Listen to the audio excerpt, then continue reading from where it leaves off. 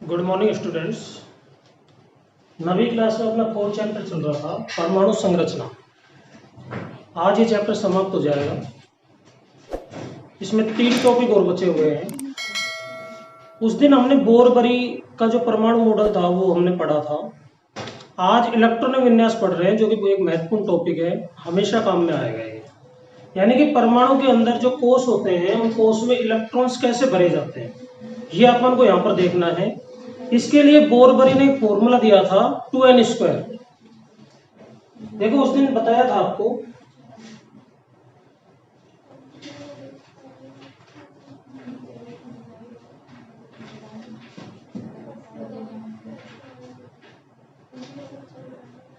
कि ये नाभिक होता है, नाभिक के चारों ओर ये कक्षाएं होती है के एल एम एन ओ, इस तरह से के एल एम एन, या इनको 1 1 2 3 4 इनसे भी व्यक्त किया जाता है। किसी भी कोष में इलेक्ट्रॉन भरने का जो फॉर्मूला होता है वो होता है 2n²। यहां पर n क्या है? कोष की संख्या। जैसे पहले कोष में भरना है k में तो n की जगह 1 रख देंगे, दूसरे कोष में भरना है तो n बराबर 2 रख देंगे, तीसरे कोष में भरना है तो n बराबर 3 रख देंगे, और चौथे कोष में भरना है तो n बराबर 4 रख देंगे। इस तरह से n का मान रखने पर और इसको कैलकुलेट करने पर इलेक्ट्रॉन्स की टोटल संख्या आ जाती है। तो देखिए किस तरह से भरे जाते हैं ये। एक चीज और ध्यान रखनी है, अभी तो हालांकि आपको कोष के हिसाब से इलेक्ट्रॉनिक विन्यास सिखाए जाएंगे, बुक में यही दिया हुआ है, लेकिन आगे की क्लासेज में जो कोष होते हैं वो कोष कक्षकों में डिवाइड रहते हैं। कक्षक 4 होते हैं, एस पी डी और F. S P D F इनको कक्षक कहते हैं। बिल्कुल ऐसे ही होता है जैसे एक मकान है। मकान किससे मिलकर बना होता है? कमरों से। ठीक है, तो मकान को आप कोष मान सकते हो, तो मकान के अंदर जो कमरे हैं, हॉल है, उन सबको आप मान सकते हो कक्षक, जिनको एसपीडीएफ से व्यक्त किया जाता है। तो देखिए सबसे पहले यहां लिखते हैं कोष, यहां लिखते हैं इलेक्ट्रॉन। तो कुल इलेक्ट्रॉन, कुल इलेक्ट्रॉन कोष में कितने इलेक्ट्रॉन है? जैसे के कोष में भरना है तो के के लिए एन का मान कितना होगा? 1। अब इस फॉर्मूले में मान रख देंगे 2n², n की जगह 1 का स्क्वायर, 2 2 का 1 का स्क्वायर 1 होता है, 2 × 1 1, 2 × 1 2। तो के कोष में अधिकतम इलेक्ट्रॉन की संख्या होगी 2, और ये एस में भरा जाएगा। इसी तरह से दूसरा कोष कौन सा है? के के बाद में एन। इसके लिए एन का मान रखा जाएगा 2, फॉर्मूले में मान रखेंगे 2 × 2 का स्क्वायर, 2 का स्क्वायर 4 और 4 दूनी 8। तो ध्यान रखना एन कोष में अधिकतम इलेक्ट्रॉन की संख्या होगी 8। के एल एम, एम के लिए एन का मान होगा 3, मान रखें फॉर्मूले में 3 का स्क्वायर, 3 का स्क्वायर होता है 9 और 9 दूनी 18, यानी कि इसमें इलेक्ट्रॉन की संख्या होगी कितनी? 18।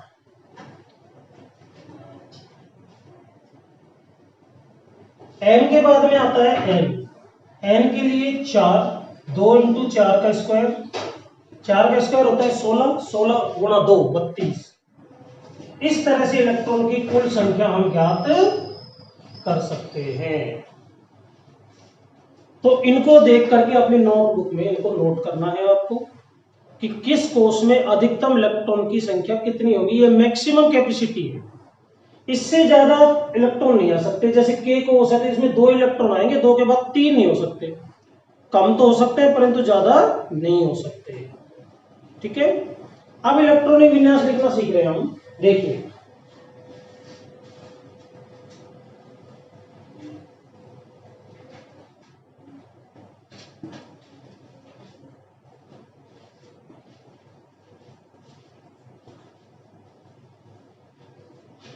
पहले नंबर पर जो आवर्त सारणी में तत्व है वो है हाइड्रोजन।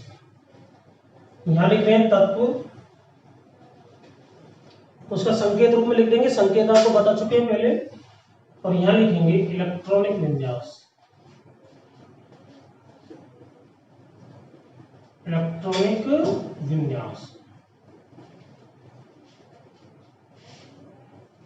जैसे हाइड्रोजन, हाइड्रोजन में कुल इलेक्ट्रॉन की संख्या 1 होती है, ठीक है, तो इसका इलेक्ट्रॉनिक विन्यास 1, ऐसे ब्रैकेट लगा करके 1, क्योंकि इसमें पहला कोष ही होगा, और पहले कोष यहाँ पे चित्र भी बना रहा हूं मैं साथ के साथ में, ये नाभिक, नाभिक के बाद में ये पहला कोष, और पहले कोष में इलेक्ट्रॉन की संख्या 1, ये नाभिक, ये पहला कोष, और इसमें ऐसे इलेक्ट्रॉन दर्शा दो। तो ये इलेक्ट्रॉन विन्यास होगा हाइड्रोजन का। हाइड्रोजन के बाद में हीलियम, हीलियम में इलेक्ट्रॉन की संख्या कितनी होती है? 2। तो पहले कोष में 2 इलेक्ट्रॉन आ सकते हैं, अभी आपको थोड़ी देर पहले बताया था के कोष में मैक्सिमम इलेक्ट्रॉन्स की संख्या कितनी हो सकती है? 2। तो 2 इलेक्ट्रॉन का भी पहले कोष में भरे जाएंगे, तो इसमें भी इलेक्ट्रॉन की संख्या 2, तो ये इलेक्ट्रॉन विन्यास हो गया। ये नाभिक बना दिया, इसमें 2 इलेक्ट्रॉन दर्शा दो, ये इसकी परमाणु इलेक्ट्रॉन स्ट्रक्चर हो गई कि किस तरह से इलेक्ट्रॉन इसके अंदर भरे जाएंगे, राइट। तीसरा लिथियम, लिथियम इलेक्ट्रॉन की संख्या है 3। अब यहां पर देखने वाली बात यह है, 3 इलेक्ट्रॉन है, पहले कोष में मैक्सिमम कैपेसिटी है 2 इलेक्ट्रॉन की, तो तीसरा इलेक्ट्रॉन किस में जाएगा? दूसरे कोष में। तो इसका इलेक्ट्रॉन विन्यास हो जाएगा 2, पहले कोष में 2 इलेक्ट्रॉन, दूसरे कोष में 1, 2 1, क्योंकि पहले कोष में 2 से ज्यादा आ नहीं सकते, 2 यहां कंप्लीट हो गए, तो तीसरा इलेक्ट्रॉन दूसरे कोष में जाएगा, के बाद में एम। स्ट्रक्चर कैसे बनाएंगे? नाभिक,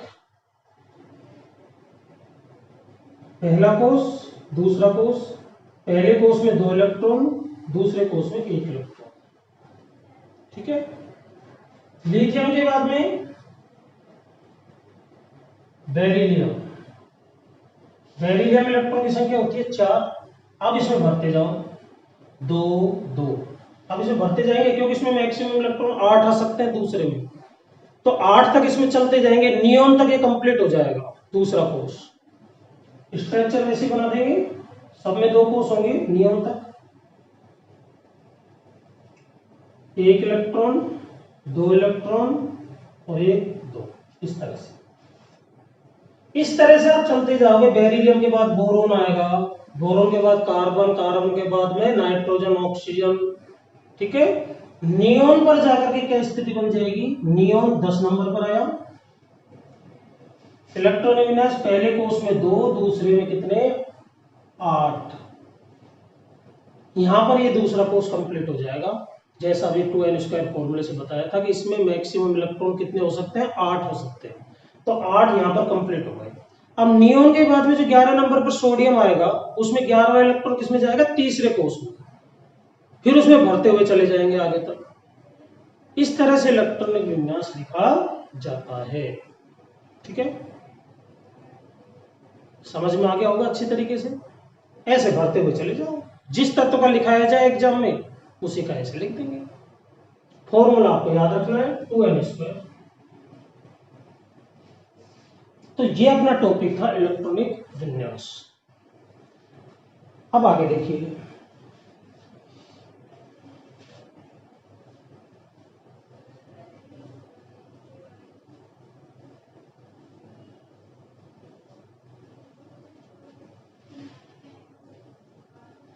अगला जो टॉपिक है वो समस्थानिक।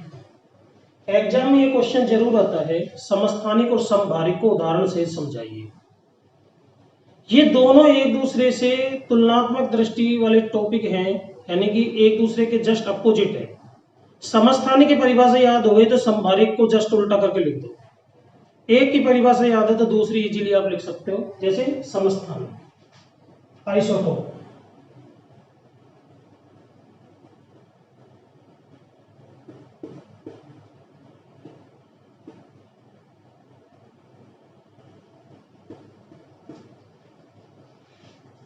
वैज्ञानिक जब तत्वों की खोज कर रहे थे तो उन्होंने एक बात और देखी कि प्रकृति के अंदर एक ही तत्व कई रूपों में विद्यमान है।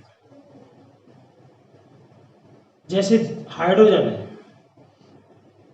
तो हाइड्रोजन का जब वो विश्लेषण करने लगे तो देखा कि जो साधारण जल होता है उसमें अलग तरह का हाइड्रोजन है, खारा जल है उसमें अलग तरह का हाइड्रोजन है, सूर्य में जो संलयन अभिक्रिया होती है उसमें अलग तरह का हाइड्रोजन पाया गया।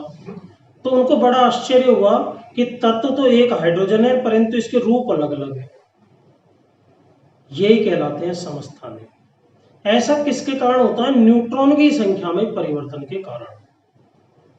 पिछले लेक्चर में आपको ये बताया था कि परमाणु के 3 मौलिक कण होते हैं, प्रोटॉन, इलेक्ट्रॉन, न्यूट्रॉन।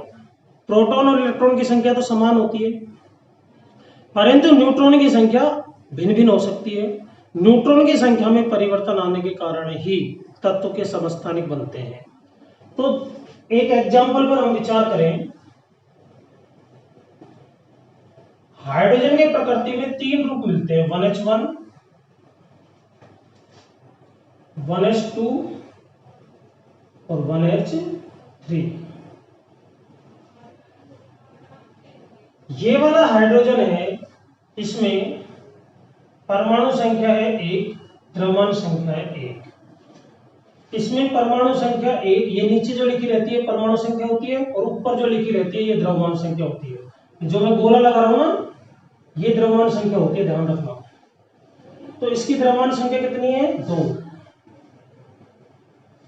इसी प्रकार इसमें परमाणु क्रमांक है 1 और द्रव्यमान संख्या है 3।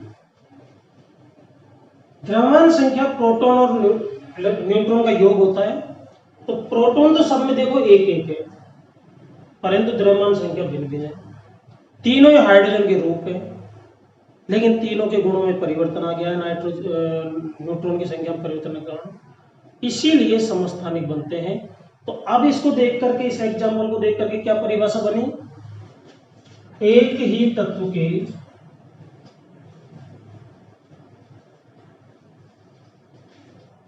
परमाणु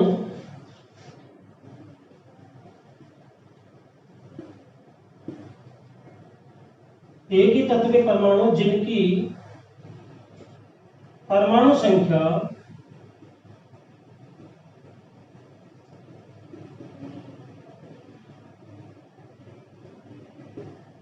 समान हो परंतु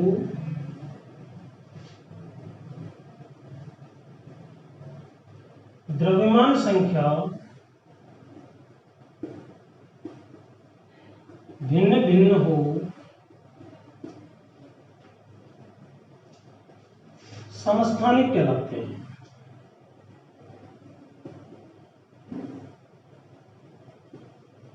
क्या कहलाते हैं? समस्थानिक। क्या चीज समान होनी चाहिए? ध्यान रखना, परमाणु संख्या। क्या चीज अलग होनी चाहिए? द्रव्यमान संख्या। तो ऐसे रूपों को कहा जाता है समस्थानिक।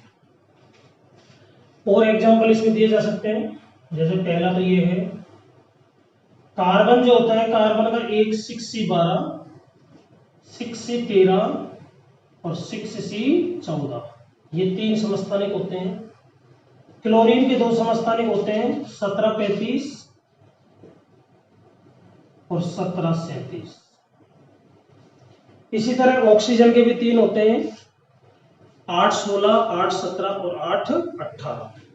तो ये समस्थानिक हैं। इनके मैंने कई एग्जाम्पल दिए, समझ में आ गया होगा।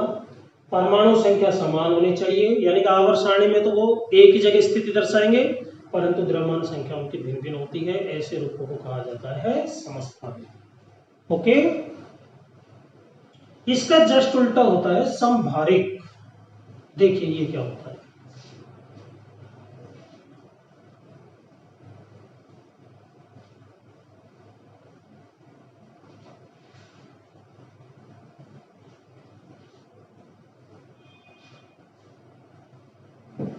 समभारिक,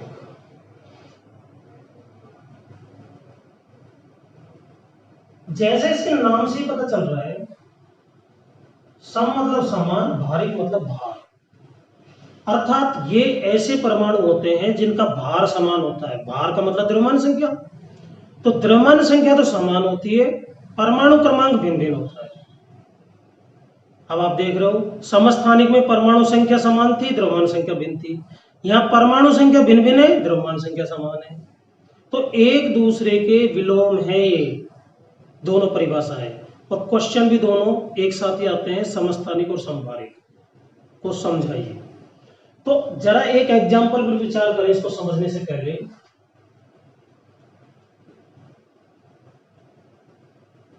आर्गन, आर्गन हम जानते हैं 18 नंबर पर आता है, और कैल्शियम, कैल्शियम आता है 20 नंबर पर आवर्त में। लेकिन आर्गन और कैल्शियम दोनों की द्रव्यमान संख्या होती है कितनी? 40। अब इन दोनों में देख रहे हो आप भिन्न भिन्न तत्व हैं, परमाणु संख्या भिन्न भिन्न है, द्रव्यमान संख्या समान है। द्रव्यमान संख्या मतलब भार, भार समान, इसलिए संभारिक। तो क्या परिभाषा हुई?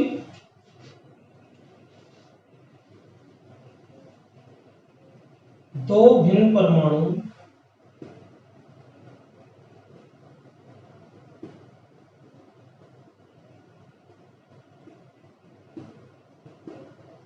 जिनकी द्रव्यमान संख्या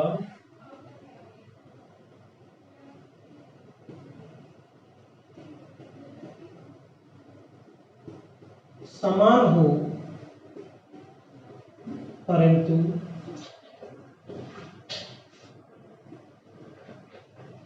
परमाणु क्रमांक या परमाणु संख्या एक ही बात है, क्रमांक को संख्या भी कहते हैं। दो भिन्न भिन्न परमाणु जिनकी द्रव्यमान संख्या समान हो परंतु परमाणु क्रमांक भिन्न हो, समभारिक कहलाते हैं। ये हो गया समभारिक, यानी कि समस्थानिक का जस्ट उल्टा है। समस्थानिक समझ में आ गया तो समभारिक को समझने में कोई दिक्कत नहीं होनी चाहिए, ठीक है। अब समस्थानिक के जो लास्ट है, लास्ट समस्थानिक के अनुप्रयोग क्या है, कहां कहां पर काम में लिए जाते हैं, तो देखिए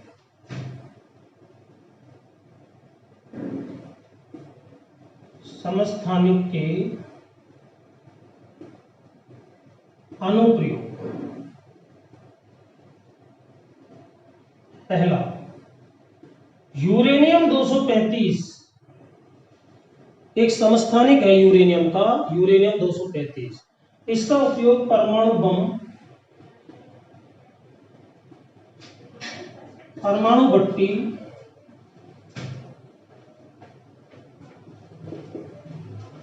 इनमें इसका उपयोग किया जाता है। यूरेनियम 235 का उपयोग कहां होता है? परमाणु बम, परमाणु भट्टी आदि में इसका उपयोग किया जाता है। दूसरा, आयोडीन 131, ये आयोडीन का समस्थानिक है, ये घेंगा रोग के उपचार में काम में लिया जाता है। घेंगा ये आयोडीन की कमी से होता है, इसको गलगंड या गाइटर भी कहा जाता है। इसमें गला क्या हो जाता है?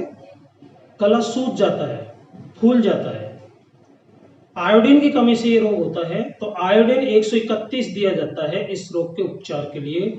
तो ये समस्थानिक का दूसरा अनुप्रयोग हो गया। तीसरा, कोबाल्ट 60। कोबाल्ट 60 का उपयोग कैंसर के उपचार में किया जाता है। कैंसर जब हो जाता है तो कैंसर का जो ट्यूमर होता है, गांठ होती है, उस पर कोबाल्ट 60 से गामा किरणें डाली जाती है। गामा किरणों की भेदन क्षमता ज्यादा होती है, तो वो कैंसर की कोशिकाओं को नष्ट कर देती है, ठीक है। इसको कीमियोथेरेपी भी कहते हैं। इसके साइड इफेक्ट भी होते हैं, जैसे बाल उड़ जाते हैं, ठीक है। तो ये समस्थानिकों के अनुप्रयोग है, महत्वपूर्ण है। यूरेनियम 235 का उपयोग परमाणु बम, परमाणु भट्टी में करते हैं। आयोडीन 131 का उपयोग घेंगा रोग के उपचार में करते हैं। कोबाल्ट 60 का उपयोग कैंसर के उपचार में करते हैं, ठीक है।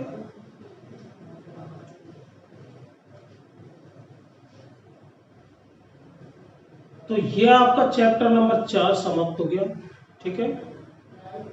अब इसके जितने भी वीडियोज हैं उनको ध्यान से देखना, समझना, ताकि कल जो होमवर्क दिया जाएगा अगले लेक्चर में जो होमवर्क देंगे उसको आप इजीली कर सको। ठीक है, धन्यवाद।